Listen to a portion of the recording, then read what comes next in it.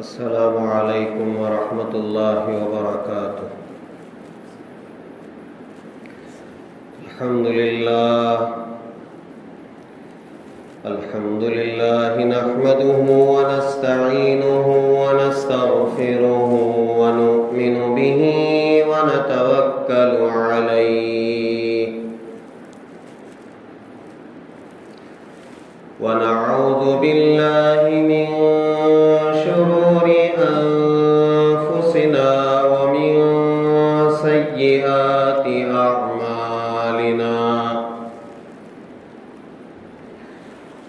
ونعوذ باللہ من شرور انفسنا ومن سیئات اعمالنا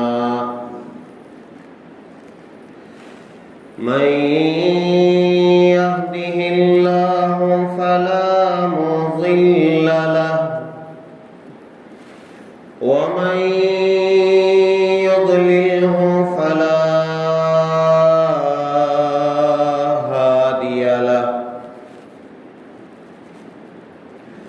ونشهد أن لا إله إلا الله وحده لا شريك له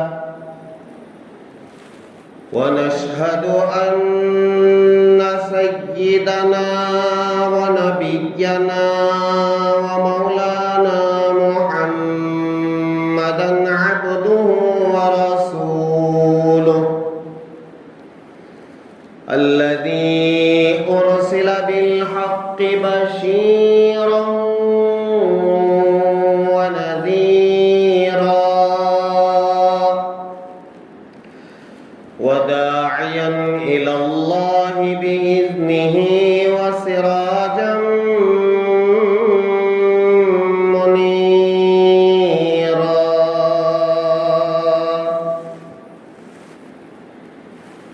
أما بعد فقد قال الله تبارك وتعالى في القرآن المجيد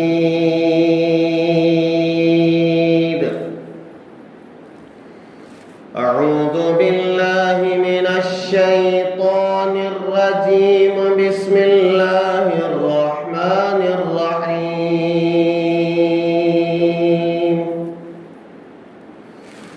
وإذ يرفع إبراهيم القواعد من البيت وإسماعيل ربنا تقبل منا إنك أنت السميع العليم ربنا واجعلنا مسلمين لك ومن ذريتنا أمة مسلمة لك وأرنا مناسكنا وتب علينا إنك أنت التواب الرحيم ربنا وابعث فيهم رسولا منهم يتلو عليهم آياتك ويعلمهم الكتاب والحكمة ويزكيهم إنك أنت العزيز الحكيم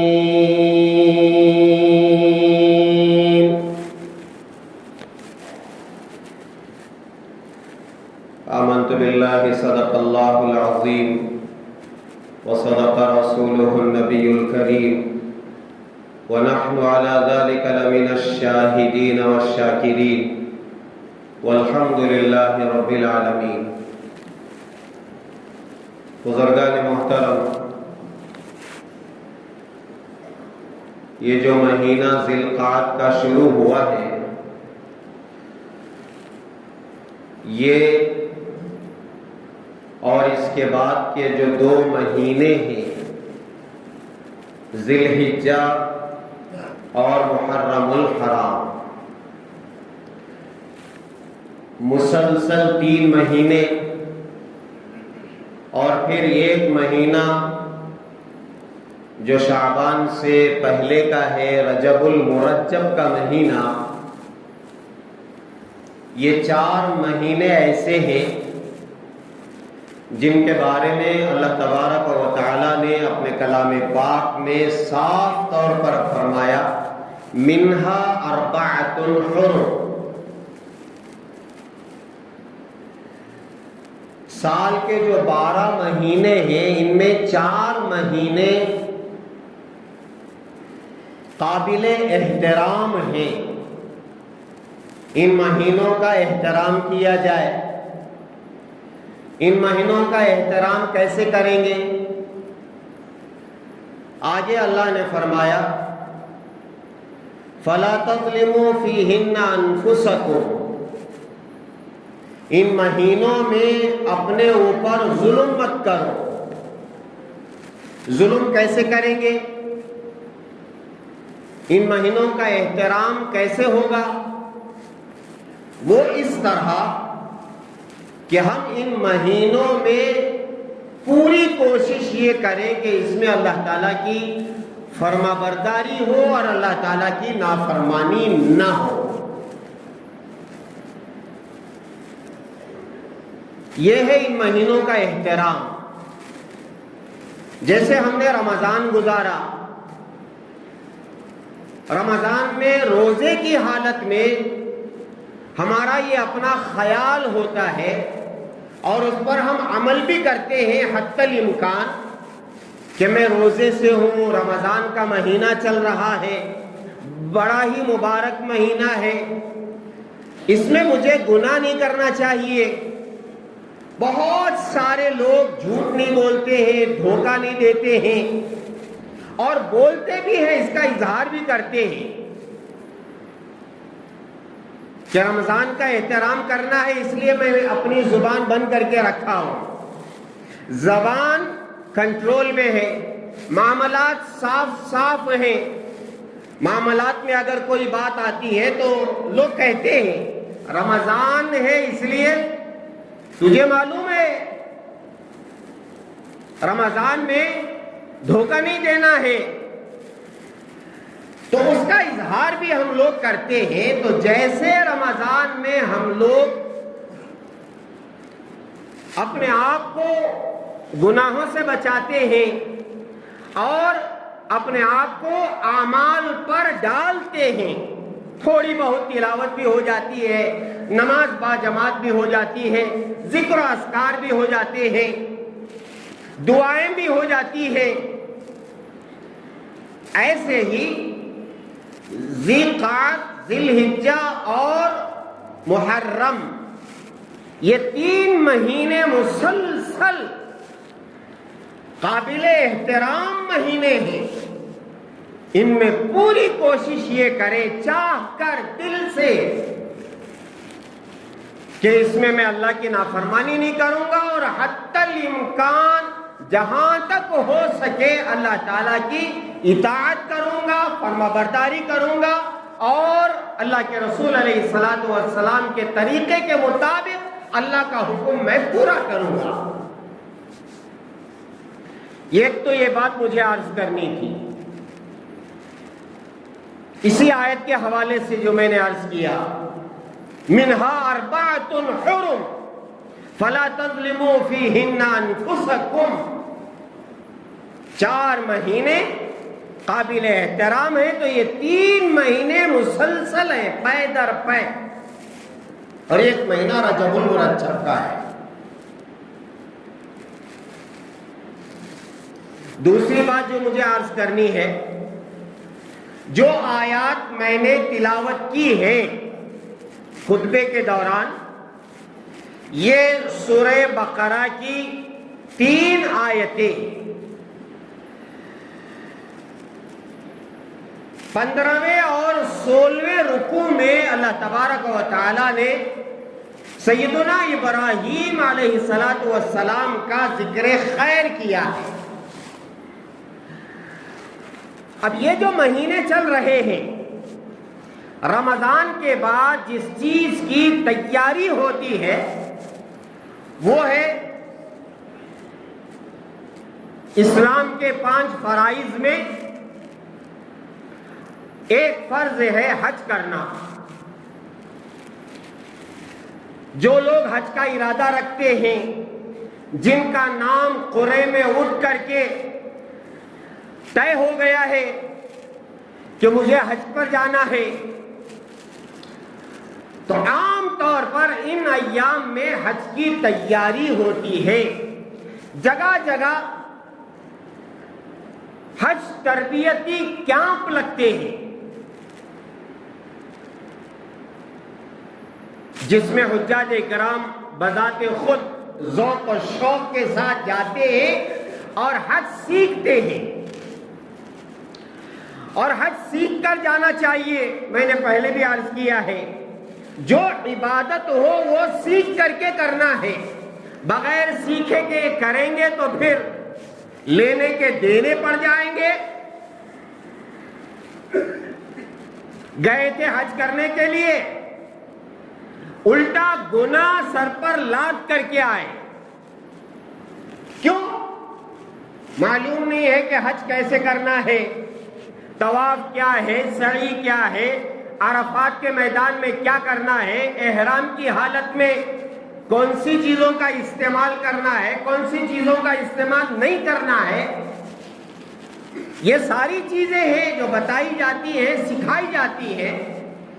تو ان ایام میں حج کا تذکرہ ہوتا ہے، عمرے کا تذکرہ ہوتا ہے، اور سیدنا ابراہیم علیہ السلام اور سیدنا اسماعیل علیہ السلام ان کا ذکر خیر ہوتا ہے۔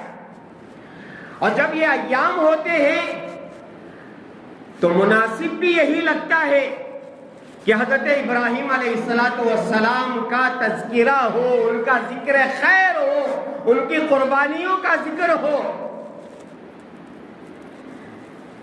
یہ جو میں نے آیتیں تلاوت کی ہیں، یہ سیدنا ابراہیم علیہ السلام کی دعا ہے، دعا کے الفاظ ہیں۔ اللہ نے ذہن میں یہ بات ڈالی کہ ان ایام میں ہم سیدنا ابراہیم علیہ السلام نے جو دعا مانگی ہے، کب مانگی، کیا مانگا، اس کا ہم ذکر کریں اور ذکر کر کے اپنے آپ کو اس پر ڈھالنے کی کوشش کریں گے۔ جو حاجی ہے، حج کرنے والے ہیں، وہ بھی جو غیر حاجی ہیں، جن کا ارادہ نہیں ہے، یا یہ ہے کہ جن پر حج فرض نہیں ہے، یا ایسے بدنصیب جن کے پاس سب کچھ رہ کر بھی انہوں نے اپنا حج کا ارادہ نہیں کیا ہے، ایسے بھی ہوتے۔ سب مل کر کے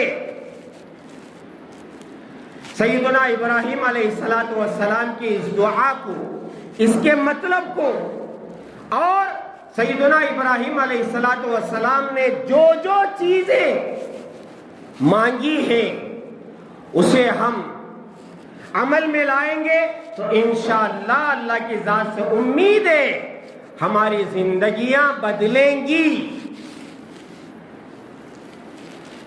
سیدنا ابراہیم علیہ السلام یہ دعا کب کر رہے ہیں؟ میرا عزیزو، یہاں اللہ تبارک و تعالی نے وَإِذْ يَرْفَعُ إِبْرَاهِيمُ الْقَوَاعِدَ مِنَ الْبَيْتِ وَإِسْمَاعِيلُ، ان آیتوں کا جو تذکرہ ہے یہ میں نے عرض کیا حضرت ابراہیم علیہ السلام کی دعا ہے، لیکن اللہ تبارک و تعالی نے یہاں یہ عرض کر دیا کہ دیکھو حضرت ابراہیم اور حضرت اسماعیل انہوں نے جو کام کیا ہے اور جو دعائیں مانگی ہیں یہ تذکرے کے قابل ہے، ہمیشہ اس کا تذکرہ کرتے رہنا چاہیے، اپنی مجلسوں میں اس کا تذکرہ کریں، اپنی تلاوت میں اس کو یاد کریں، اس میں غور کریں۔ ہم تلاوت کرتے ہیں کہ نہیں کرتے ہیں روزانہ؟ حضرت بیان کرو، یہ سب پوچھے تو ہمیں سپڑ جاتی ہے نہیں۔ اگر میں نہیں پوچھوں گا اور یہاں مسجد میں بیٹھ کر کے اگر ہم اس پر غور نہیں کریں گے تو کیا دکان میں بیٹھ کر کے غور کریں گے؟ کوئی گاہک آئے گا اور آپ کو سوال کرے گا کہ یجمان آپ قرآن کتنا پڑھتے روزانہ؟ فجر پڑھ کو آئے کیا؟ فجر سے پہلے تلاوت کر کو آئے کیا؟ فجر کے بعد سورہ یاسین پڑھ کو آئے کیا؟ یا اشراق تک مسجد میں بیٹھ کر کے ذکر و اذکار کر کر کے اور پھر اس کے بعد اشراق پڑھ کر کے آئے کیا؟ کوئی گاہک پوچھے گا آپ کو؟ نہیں، وہاں کام سے مطلب ہے۔ وہ آئے گا، جو چیز لینا ہوگا لے گا، چلے جائے گا۔ اور آپ کسی آفس میں کام کرتے ہیں تو آپ کا جو آفیسر ہے وہ آئے گا، اپنے مطلب کی بات کرے گا، اپنا کام نکالے گا، چلتا بنے گا۔ یہاں آئے ہیں جمعہ میں اللہ کے گھر میں کچھ کہنے اور کچھ سننے کے لیے، اگر یہاں بھی اگر میں سوال نہ کروں،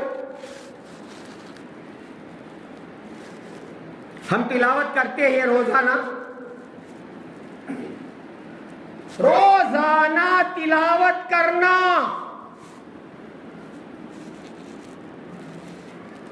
رمضان میں کرتے تھے، سنتے تھے، پڑھتے تھے۔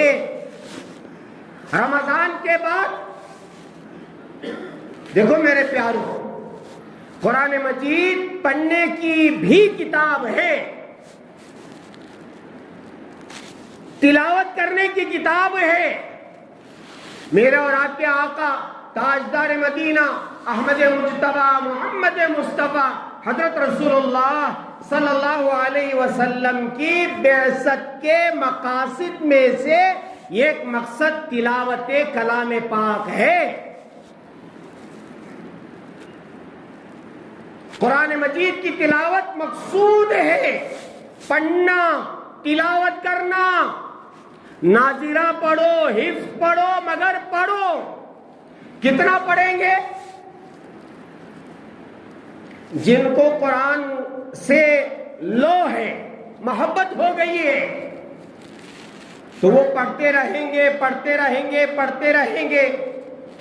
بعضوں کا معمول رہتا ہے 3 دن میں یہ قرآن ختم کرنا، بلکہ آگے بڑھ کر اگر یہ میں کہوں کہ آج بھی دنیا میں ایسے لوگ موجود ہیں جو روزانہ 40 پاروں کی تلاوت کر لیتے ہیں۔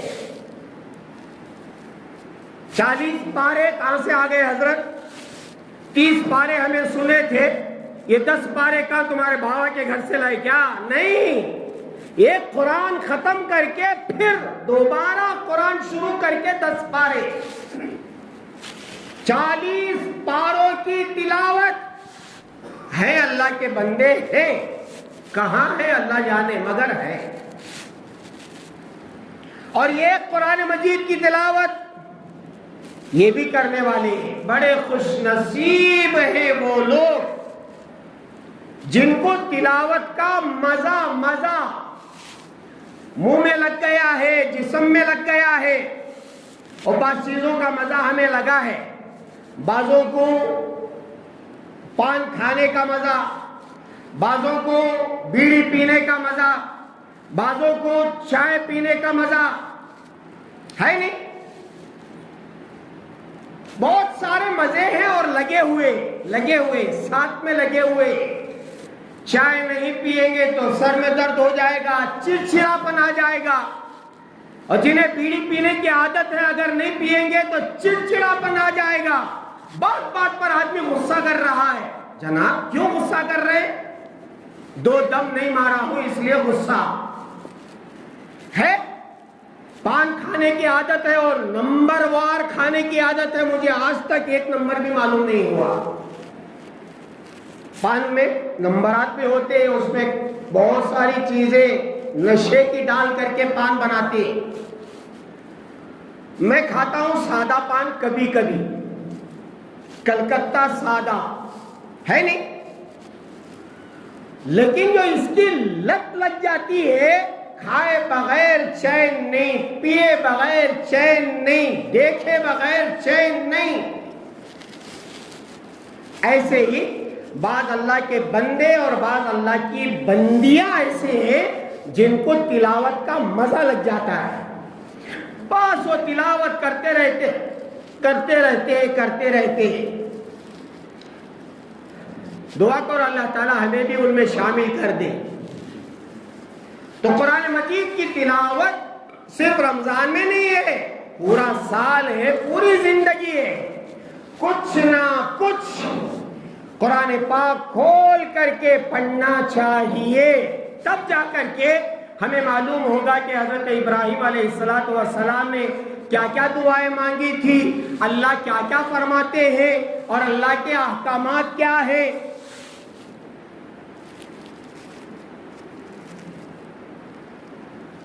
تو یہ وَإِذْ يَرْفَعُ، یہاں اللہ تعالیٰ نے اذ کہا، اذ عربی لفظ ہے، وَإِذْ يَرْفَعُ إِبْرَاهِيمُ الْقَوَاعِدَ مِنَ الْبَيْتِ وَإِسْمَاعِيلُ.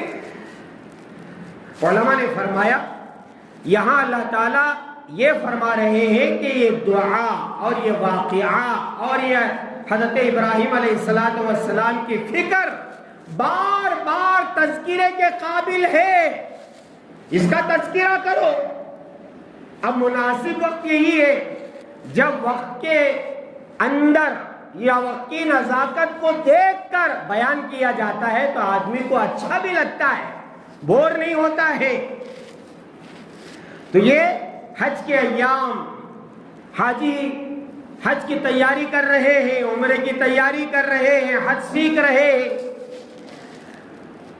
تو ایسے وقت میں سیدنا ابراہیم علیہ السلام کا تذکرہ، ان کا ذکر خیر مناسب وقت ہے. تو حضرت ابراہیم علیہ السلام یہ دعا کب کر رہے تھے؟ وَإِذْ يَرْفَعُ إِبْرَاهِيمُ الْقَوَاعِدَ مِنَ الْبَيْتِ وَإِسْمَاعِيلُ. یہ اس وقت کی دعا ہے جب حضرت ابراہیم علیہ السلام کعبۃ اللہ کی بنیادیں بلند کر رہے تھے اور حضرت اسماعیل بھی ان کے ساتھ تھے. حضرت مفسرین اکرام نے، بلکہ میں عرض کروں کہ حضرت مفتی شفیع صاحب رحمۃ اللہ علیہ جو اس وقت حضرت مولانا تقی عثمانی صاحب کے والد، جن کی تفسیر ہے معارف القرآن، دنیا میں معروف ہے، مشہور ہے، بلکہ میں سمجھتا ہوں ذرا دینداری کا جذبہ یا مطالعے کا، پڑھنے لکھنے کا جذبہ جن کے اندر ہے، وہ سب سے پہلے جا کر یہی تفسیر خریدتا ہے، معارف القرآن. حضرت مفتی شفیع صاحب رحمۃ اللہ علیہ تلاوت کر رہے تھے. حضرت مولانا تقی عثمانی صاحب فرماتے ہیں، جو اس وقت موجود ہیں پڑوس ملک میں، یہ نماز شوق جی تو سبھی نماز پڑھ رہے ہیں، میں چیخ کو یہاں بیان کر لے گا. اللہ کیا پڑھتے ہیں نماز میں؟ نہیں رہے بابا، اس بیت کو بیان سنو.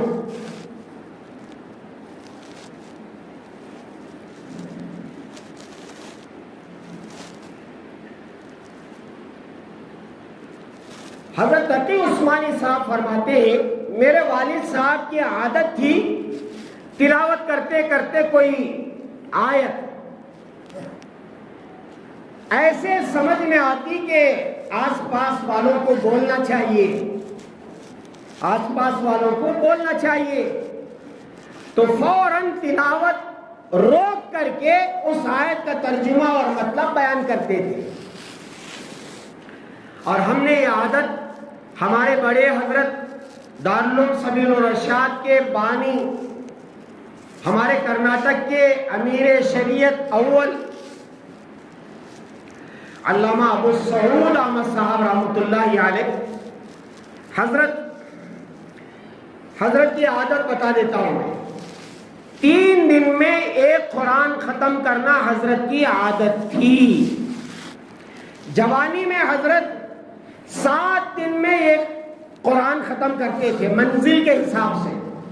قرآن میں 7 منزلیں ہیں، 6 پارے، 5 پارے، 7 پارے، اس طرح 7 منزلیں ہیں۔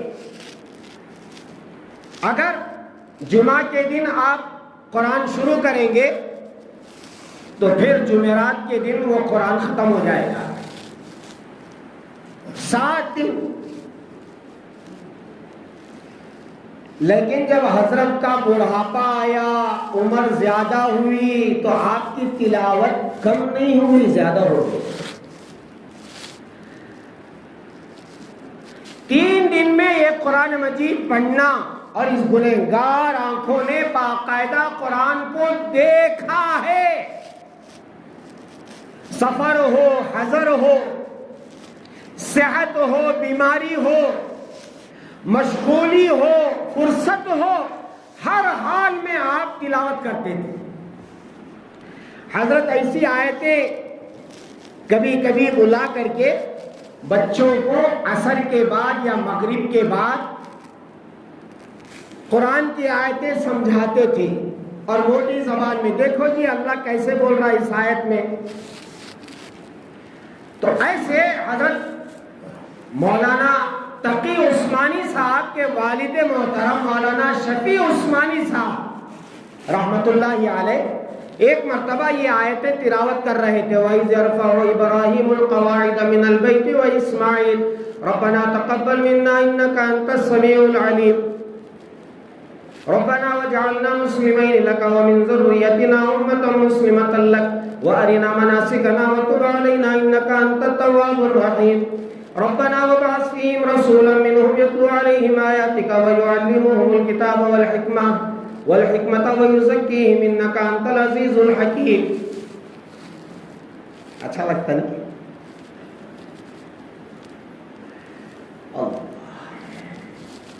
حضرت تلاوت کو روک کر اس وقت جو مجلس میں لوگ بیٹھے ہوئے تھے، حضرت مولانا تقی عثمانی صاحب فرماتے ہیں اتفاق سے میں بھی بیٹھا ہوا تھا، تو حضرت نے اس وقت یہ فرمایا، دیکھو یہاں اللہ تعالیٰ گفتگو کے آداب سکھا رہے ہیں، بات چیت کرنے کے آداب سکھا رہے ہیں۔ کیا آداب ہے؟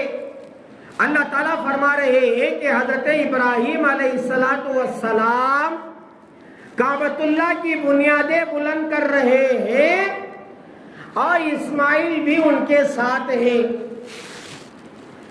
حالانکہ کام میں دونوں برابر ہیں، مٹی اٹھانا، گارا بنانا، پتھر لانا، پتھر رکھنا، یہ جب دونوں کام کریں گے کعبۃ اللہ کی تعمیر کا تو دونوں شریک ہیں۔ وہ ابراہیم علیہ السلام جو کام کر رہے ہیں ان کا ساتھ اسماعیل علیہ السلام دے رہے ہیں، تو دونوں برابر کام کر رہے ہیں، تبھی جا کر کے وہ عمارت اوپر اٹھ رہی ہے۔ لیکن اللہ تعالیٰ فرما رہے ہیں جب بڑا اور چھوٹا مل کر کے کام کرے تو پہلے ادب کا تقاضا یہ ہے، یہ کہنا چاہیے کہ ابراہیم علیہ السلام کام کر رہے تھے، ساتھ میں اسماعیل علیہ السلام بھی تھے۔ یہ ادب کا تقاضا ہے۔ عام طور پر ہوتا ہے باپ بیٹا کام کرتا ہے، یا استاد شاگرد مل کر کے کام کرتے ہیں، یا شیخ اور مرید مل کر کے کام کرتے ہیں، یا یجمان اور نوکر مل کر کے کام کرتے ہیں۔ تو ایسے وقت میں کیا کرنا چاہیے؟ کام پورا ہو گیا ہے تو بیٹے کو کہنا چاہیے یہ کام تو ابا نے کیا، میں بھی ساتھ میں تھا، یہ کام تو ہمارے استاد نے کیا، میں بھی ساتھ میں تھا، یہ کام میرے شیخ نے کیا، میں بھی ساتھ میں تھا، یہ کام میرے آفیسر نے کیا، یجمان نے کیا، میں بھی ساتھ میں تھا۔ حالانکہ دونوں برابر کیے ہیں، بلکہ کبھی ایسا ہوتا ہے شاگرد زیادہ کام کر لیتا ہے اور بیٹا زیادہ کام کرتا ہے، یا پھر مرید زیادہ کام کرتا ہے اور استاد اور شیخ اور باپ اور بڑا اور آفیسر ذرا کم کام کرتا ہے. تو اب تقاضا یہ ہے، ادب یہ ہے، وہ یہ کہے کہ کام نے میرے بڑے نے کیا، میں بھی ساتھ میں تھا. یہ آداب ہے. ایسا نہیں کہ میں بھی کر لیا، ہمارے ابا بھی ساتھ میں تھے، میں بھی کر لیا، میرا استاد بھی میرے ساتھ میں تھا، کریا سو منچ نام انہوں کر لے رہی سو. توبہ توبہ توبہ. ایسا نہیں ہونا چاہیے. دیکھو آداب سخن گفتن باقاعدہ طور پر یہ عنوان ہے. بات کہنے کے آداب، چہل سبق یہ کتاب ہے، آخر میں جو سبق ہے وہ یہی ہے، آداب سخن گفتن، بات کرنے کے آداب. تو یہاں اللہ تبارک و تعالیٰ یہ سکھا رہے ہیں، لوگوں قیامت تک آنے والوں، تمہارے ساتھ تمہارا باپ رہے گا، تمہارے ساتھ تمہارا استاد رہے گا، تمہارے ساتھ تمہارا شیخ رہے گا، تمہارے ساتھ تمہارا آفیسر رہے گا، تمہارے ساتھ تمہارا یجمان رہے گا. جب تم دونوں مل کر کے کوئی کام کریں اور پھر اس کے اظہار کا وقت آئے، اس کام کو اپنے بڑوں کی طرف سونپ کر کے یہ کہو کہ میں بھی ان کے ساتھ میں تھا. بات سمجھ میں آ رہی ہے؟ حضرت عمر رضی اللہ تعالیٰ عنہ فرماتے ہیں، اللہ کے رسول علیہ السلام کی عادت شریفہ یہ تھی، عام طور پر عشاء کی نماز کے بعد کوئی کام نہیں کرتے تھے، آرام کرتے تھے. اور اللہ کے رسول علیہ السلام کو عشاء کے بعد کام کرنا بالکل پسند نہیں تھا. ذرا غور سے سنو، عشاء کے بعد اللہ کے رسول علیہ السلام خود کوئی کام نہیں کرتے تھے، نہ دین کا نہ دنیا کا،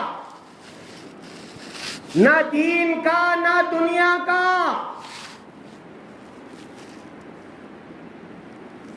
اور ہمارے یہاں کیا ہے؟ ولیمے کی دعوت عشاء کے بعد، نکاح کی دعوت عشاء کے بعد، ختنے کی دعوت عشاء کے بعد، پان کا رسم عشاء کے بعد، بیانات عشاء کے بعد، تقریریں جلسے عشاء کے بعد، اور کیا بولوں، پان کھانے جانا ہے عشاء کے بعد، چائے پینا، چائے، 2 چسکی چائے کے لیے لوگ میلوں کا سفر کرتے ہیں. چائے کے لیے عشاء کے بعد نل منگلا جائیں گے ہوٹلوں کو کھانے کے لیے عشاء کے بعد. ہے نہیں؟ میں بھی تمہارا ساتھ اتنا جی ہوں، میں کام بھی وہاں نہیں جی ہوں قبرستان میں.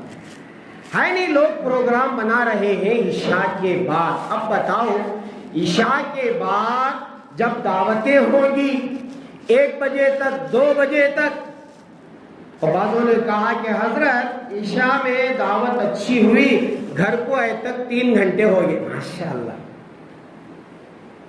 پھول کا حال ڈالنا. 3 بجے تک آپ شادی محلوں میں رہیں گے. فجر کی نماز تو ماشاءاللہ تکبیر اولا کے ساتھ ان کی ہو جائے، ہوگی نہیں ہوگی؟ کیا حضرت ایسا بول رہے؟ کتے سوتی نہیں فجر میں، ویسا سوتے رہے. میں صاف بولوں، فجر کی نماز تو تمہیں آتی نہیں. دیکھو راستے میں کتے سولے کو رہتی آرام سے، گھر کے باہر 4 پاؤں کے کتے سو رہی، گھر کے اندر 2 پاؤں کے کتے کتیاں سو رہی. پوری الٹی ہو گئی ہے دنیا، الٹی گنگا بہنے سے. عشاء کے بعد کوئی پروگرام نہیں ہونا ہے. اگر ولیمہ نہیں کریں گے تو لائٹنگ اور پھر ہماری شان بان کون حضرت دیکھتا ہے؟ دوپہر میں کریں گے نہ لائٹ نہ وائٹ، کچھ نہیں کچھ نہیں. جو ہے وہ عشاء کے بعد ہے. میرے پیارو میرے پیارو میرے پیارو، عشاء کے بعد عبادت نہیں ہے. بتاؤ عشاء کے بعد کون سی عبادت ہے؟ بتاؤ، ہے کوئی؟ کوئی عبادت نہیں ہے عشاء کے بعد. تہجد پڑھنا ہے وہ آپ صبح میں پڑھیں گے، عشاء کے بعد نہیں ہے. پھر دعوتیں، ولیمے، گھومنا پھرنا، اور پھر اس کے بعد تنہائیوں میں موبائل کے ساتھ بیٹھ کر کے چیٹنگ کرنا، چیٹ کرتے رہنا اور پتہ نہیں کیا کیا کرتے رہنا. سویا با، سو جا با، سو جا ماں، سو جا با، 1 گھنٹے، سو جا با 2 گھنٹے. چپل لیک مارنا، سوتے کہ نہیں یہ سوتا ہے کہ نہیں رے. ہاں میرے پیاروں کو میں ذرا صاف صاف بولتا ہوں، برا لگتا ہے لیکن ہے حقیقت، اس سے کوئی دو رائے نہیں ہے. حضرت عمر رضی اللہ تعالیٰ عنہ فرماتے ہیں اللہ کے رسول علیہ الصلوۃ والسلام عشاء کے بعد کوئی کام نہیں کرتے تھے، آرام فرمانے کو پسند کرتے تھے. کوئی دینی دنیاوی قصے کہانیاں کچھ نہیں.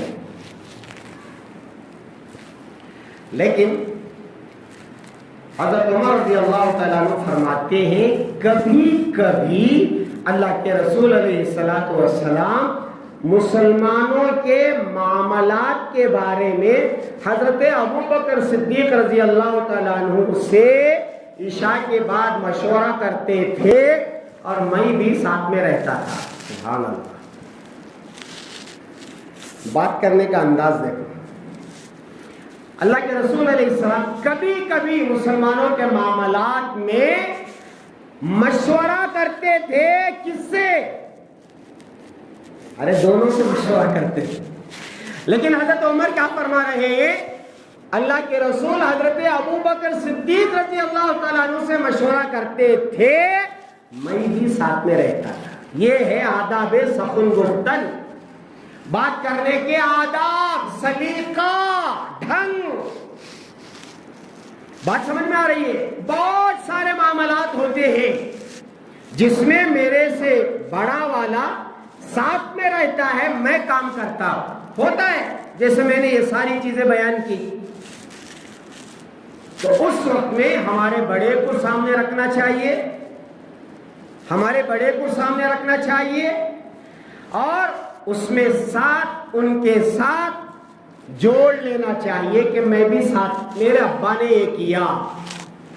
بعض مرتبہ کیا ہوتا ہے، ابا پیچھے رہتے ہیں، بیٹا سامنے رہتا ہے، سارا کام بیٹا کرتا ہے، ابا پیچھے رہتے. اب بیٹے سے کہا گیا کہ جناب کس نے کیا؟ منچ کریا سو، منچ لگ دیا سو. نہیں رے با، ابا کرے، ابا لگ دیا سو، ابا بولے سو، ابا کرے سو. ہاں میں مدرسے میں جب پڑھاتا تھا، قیام و طعام کے مدرسے میں، تو چندے کے لیے تمل ناڈو جاتا تھا. تو وہاں والد صاحب بیٹھے رہتے تھے، ان کے بچے لاکھوں روپیے زکوٰۃ نکالتے تھے اور دیتے تھے. مانا یہ رسید، اچھا مانا ٹھیک ہے. سو والد صاحب خاموش بیٹھے. اب یہاں کیا کرنا چاہیے؟ کون چندہ دیے؟ کون دیے؟ ابا دیے، بیٹا دیا. اب بیٹے کو یہ کرنا چاہیے سارا کام ابا کر رہے ہیں، میں ساتھ میں رہتا. بات سمجھ میں آ رہی ہے؟ ہمیشہ اسے ذہن میں رکھو. ایسا نہیں ہے کہ باپ نے بیٹے کو آگے بڑھایا تو بیٹا ہی سب میں کر، یہ پسند نہیں ہے اللہ کو. وَإِذْ يَرْفَعُ إِبْرَاهِيمُ الْقَوَاعِدَ مِنَ الْبَيْتِ وَإِسْمَاعِيلُ. اس وقت کو یاد کرو جب ابراہیم علیہ السلام کعبۃ اللہ کی بنیادوں کو بلند کر رہے تھے اور اسماعیل بھی ساتھ میں تھے۔ یہ آداب سخن گفتن ہے۔ آگے جو بات اللہ تبارک و تعالی عرض کر رہے ہیں، انشاءاللہ زندگی باقی تو عرض کروں گا۔ میں امید کرتا ہوں کہ یہ جو باتیں ہیں وہ میری بھی سمجھ میں آ جائے، آپ کی بھی سمجھ میں آ جائے۔ یہ اللہ تعالیٰ کا حکم ہے، گویا اللہ تعالیٰ آداب سکھا رہے ہیں۔ جب اللہ سکھا رہے ہیں تو ہمیں سیکھنا چاہیے اور اس پر عمل کرنا چاہیے۔ بزرگان محترم، جو حضرات حج کو جا رہے ہیں، میں ان سے، اب ہمارے یہاں کرناٹک میں الحمدللہ 5 مئی سے 21 مئی تک مستقل طور پر حج کمیٹی سے یہاں سے پروازیں روزانہ یا ایک دن 8 2 3 4 2 3 4 کر کے یہاں سے جا رہے ہیں۔ جو لوگ حج کو جا رہے ہیں ان سے میری ادباً گزارش ہے، جتنے اعمال ہیں وہ سارے کے سارے سیکھ کر کے جائیں، سیکھ کر کے جائیں، ایک ایک مسئلہ سیکھ کر کے جائیں۔ اور جو لوگ حج کو جا رہے ہیں ان سے اور ایک گزارش یہ ہے، ادباً گزارش یہ ہے، ہار ڈال کر کے فوٹو لے کر کے اخبارات میں ڈالنا یہ مناسب نہیں ہے۔ ابھی اس ایام میں بہت سارے میں نے فوٹوز دیکھے کہ فلاں حاجی صاحب حج کو جا رہے ہیں تو ماشاءاللہ ہار پہن کر کے ان کی فوٹو آئی۔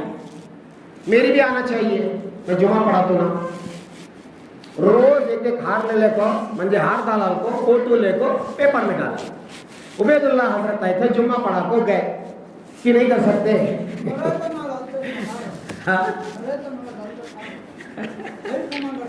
مرے تو بھی نہیں ڈالنا جی، مرے تو بھی نہیں ڈالنا، پھول ہے نا، مرے تو بھی نہیں ڈالنا۔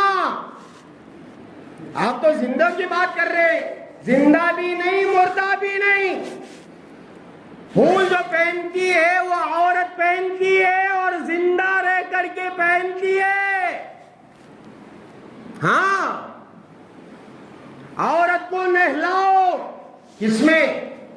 جب اسے دلہن بناتے ہیں، پھول پھول پھول پھول سب پھول اس کے اوپر ڈالو جی، خوشبو اس کے اندر آنا سے، نوشہ کو نہیں، مردے کو نہیں، مرے تو نہیں ڈالنا۔